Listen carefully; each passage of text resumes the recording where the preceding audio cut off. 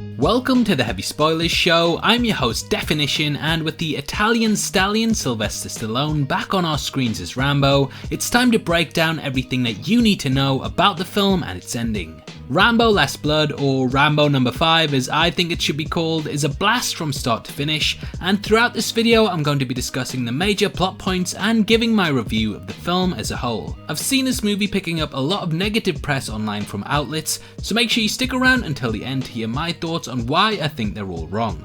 There will be heavy spoilers here, so if you haven't had a chance to watch the film yet and don't want to know what happens, then I highly suggest that you turn off now. With that out of the way, I just want to give a huge thank you for clicking this video. Now let's get into our breakdown of Rambo Last Blood.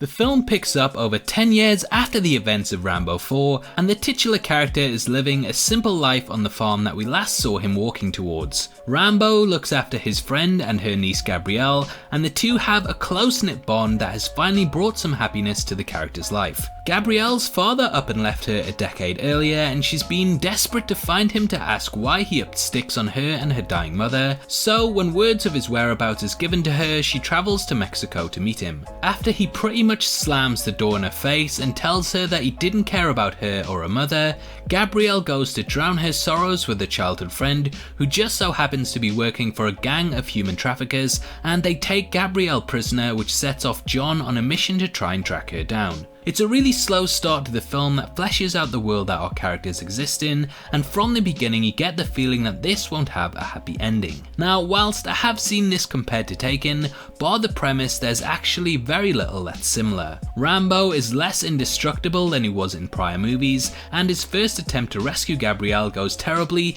and he ends up getting a deep scar cut into his face that is a reminder of his failure. This scar is the mark of the Martinez brothers, the villains of the piece, and they too do the same to Gabrielle's face, treating her as inhumane as possible due to the disrespect that they feel at the hands of Rambo. They brutally beat him but leave him alive so that he can constantly think about all of the pain and torment that she's going through. These guys aren't your cookie cutter villains, and they make a James Bond baddie seem like Gandhi. They're dark, twisted, and lack a sense of decency, which instantly makes you gravitate to Rambo, and similar to the prior film, you really get involved when the killings finally start at about the halfway point of the film. After receiving help from a journalist named Carmen, Rambo is able to find Gabrielle and rescue her, but on the way home she dies, shedding a tear after Rambo discusses how proud he is of her. It's a really heartbreaking moment and is a turn that I didn't expect, purely because I was pretty much assuming this to be like Taken, and for everything to end with a nice bow wrapped around it. Devastated, Rambo doesn't take the high road and decides that the best course of action is to take revenge on the Martinez brothers and the gang. He and Gabrielle's auntie say that they feel like they've had their hearts cut out, and Rambo wants to do this to the brothers. The last 45 minutes of the film pretty much becomes the final hour of Breaking Bad Season 5, and it's awesome to watch the characters setting up traps Home Alone style,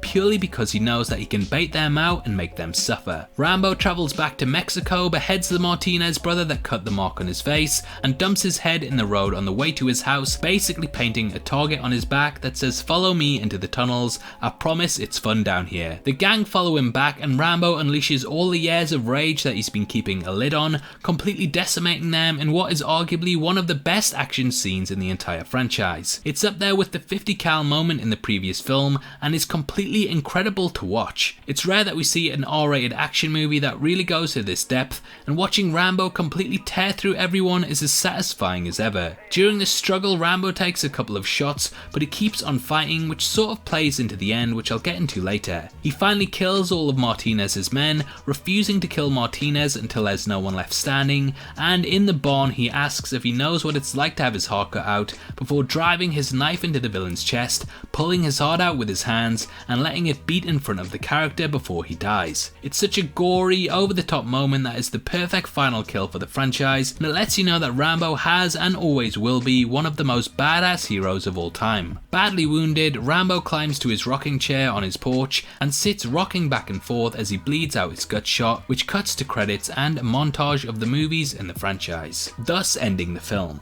Now, I've seen a lot of people asking whether he was alive or dead at the end, and for those who didn't hang around until after the credits, we do see the character get up, saddle up his horse and ride off. Rambo says in the narration that though his family and the ones that he cares about are gone, he's still going to keep going in order to carry on their memory. He will fight on in order to keep them alive in some form or another. He's not giving up and he's not going to stop. Even with that wound, Rambo is unstoppable, so I highly doubt that this will be the last we see of him.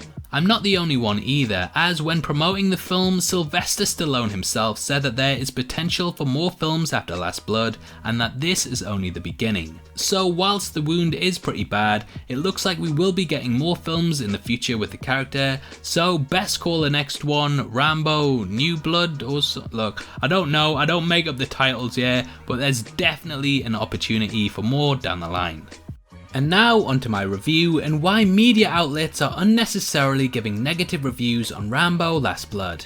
I'm going to be focusing on IGN mainly, who gave the film a 4.5 out of 10, but I've seen a lot of criticism that the reviewer made repeated on Rotten Tomatoes, quite a lot from other reviewers. What it boils down to is that the movie is apparently too offensive for today's current political climate, and as always, it's a small minority of people who are massively offended making all of the noise, when I guarantee that 90% of the population don't really care. The reviewer actually went on to say that Rambo was badass, but an R word like most Rambo movies, which to me pretty much highlights that they haven't seen the other films. First Blood was about a predominantly white enemy, and Rambo 3 even had the character teaming up with the people of Afghanistan to take on the white Russian forces. The reviewer flat out says that Rambo isn't needed in 2019, which I completely disagree with, and here's why.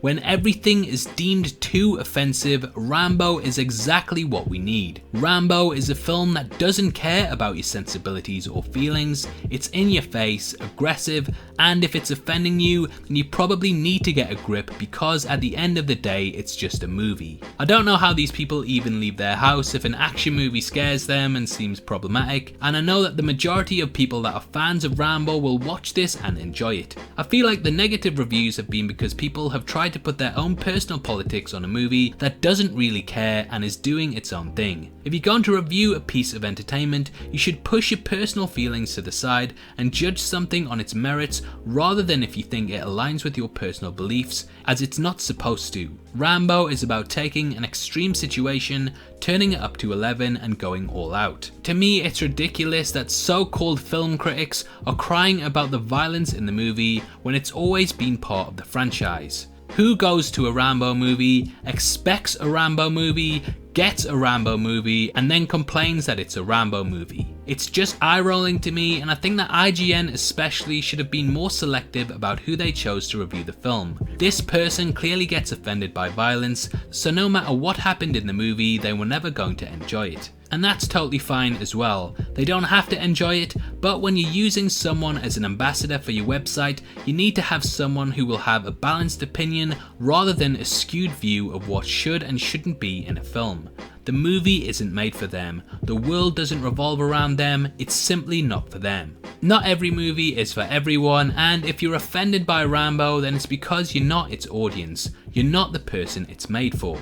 I personally don't want to see Downton Abbey, it's not for me, I'm not going to review it because I know I'm going to give it a bad score, even if technically it's a great film and fans love it. Even if I did review it, I still wouldn't call it the R word, as I think this would show my narrow view and understanding of the film and what its content is. I know this is coming off really ranty, but it just annoys me seeing people trying to constantly be woke and get offended on behalf of other people when this is just entertainment at the end of the day. If you've seen Rambo 4, then you know exactly what to expect. Why have you went into the movie with the expectations that it's going to be transcending and an action movie that completely changes the world? It's completely stupid. I know I'm getting really whiny here and I don't really want to be, but IGN massively messed up, and if you like Rambo, chances are you know what to expect and will love this movie.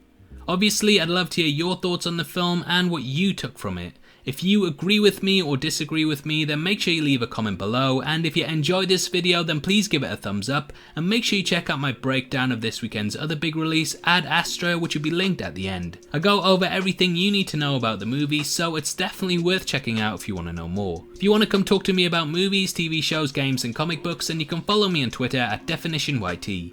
It's the best way to get in touch with me and is the perfect place to suggest new videos and content, so hopefully I see you over there after this. Also just want to let you know that we're giving away a free copy of Spider-Man Far From Home on Blu-ray, and all you have to do to be in with a chance of winning is to like this video, make sure that you subscribe to the channel and leave your thoughts on Rambo Last Blood in the comment section below. The winner will be chosen at random on October the 15th and the Blu-ray will be shipped out from then to whoever gets the prize, so best of luck to everyone who takes part. This is a channel for people who are mad into movies, so if that's the kind of thing you like, hit subscribe. Thanks again for taking the time to watch this. I've been Definition, you've been the best, and I'll see you next time. Take care, peace.